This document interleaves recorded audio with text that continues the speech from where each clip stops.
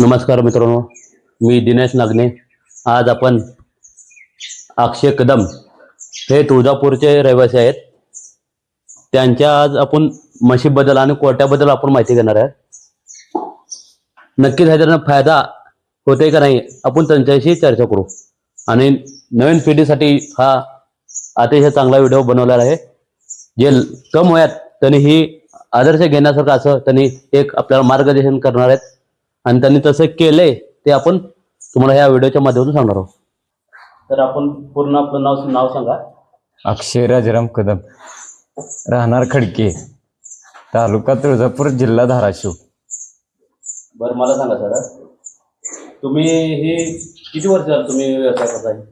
4-5 वर्ष झाली. आपण म्हशी कुठे घेतला? गुजरात. काय रेटने पडले तुम्हाला? हे बघा 60-60चे हिशोबानं पडले. त्या म्हणजे भाड्या सेट? भाड्या सेट म्हणल्यावर 65ला पडले. कुठली जाते ही मुर्रा जातीची आहे त्या. हा. दूध किती आहे? ही दोन्ही टायमाचं 12 लिटर देते. दोन्ही टाइम येल्यावर. आपल्याकडे रेट काय चालू आहे? आपल्याकडं आता सध्याला, आता मी ही घेऊन 2 वर्ष झाला. आता हीच म्हैस घ्यायची म्हणल्यावर 1,20,000, 1,30,000, 1.5 लाखापर्यंत म्हैस भेटते इथं. साधारणतः तुम्ही चारा काय टाकता? चारा कुट्टी, कडवळ, थोडं घास गवत, कडब्याचे 10 पेंड्या. तुम्ही कुठे मिशन घेतलेला स्वतः? हा, समुद्रवाणीची कुट्टी मिशन आहे आपल्याला.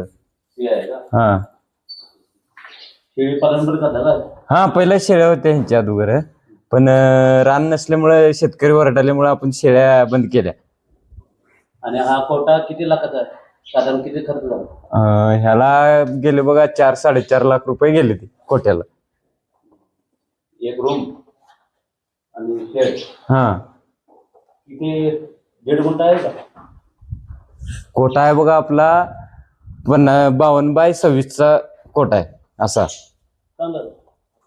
आणि गव्हाणीचं अंतर ही 1.5 फूट, ती पलीकड 1.5 फूट, आणि मधली वाट 1.5 फूट.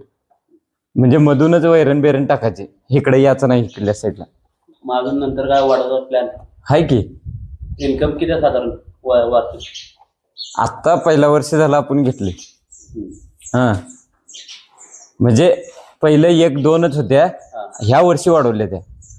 हा, म्हणजे अनेक तर फायदा वाटतो. हा.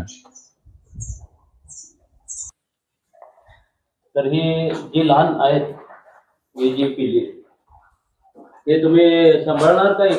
किती वर्षांनी निघाले ते? आणि दूध किती वर्ष? हे घरी ठेवणार म्हणजे सांभाळणार. आता ही पुढल्या आपल्या म्हशी नंतर घ्यायच्या नाही त्या, ही बी घरचीच आहे.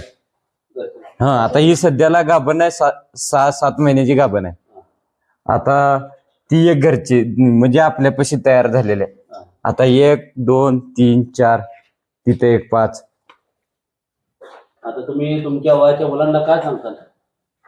म्हणजे तुम्ही जर आता चांगलं परफेक्ट बसलाय तर पुढच्या पिढीसाठी आपल्या तुमच्या वयाच्या जी मुलं आहेत, जी बिझनेस जे आपल्या ह्याच्या मार्फत तुमच्या मार्फत काय सांगतात, जे धंदा करण्यास योग्य राहतील तुमचं मार्गदर्शन?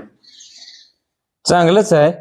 पहिला 1-2 म्हशीपासून सुरुवात करा, म्हणजे आपल्याला त्यांना काय कमी जास्त, काय वेळ काळ सगळं कळते. टायमिंग 2 म्हशीवर बसल्या की नंतर वाढवायचं. आता मी पुन्हा चालून मी बी घेणार आहे, पण आता सध्याला नाही. म्हशी पण तुमचं चांगलेच आहे.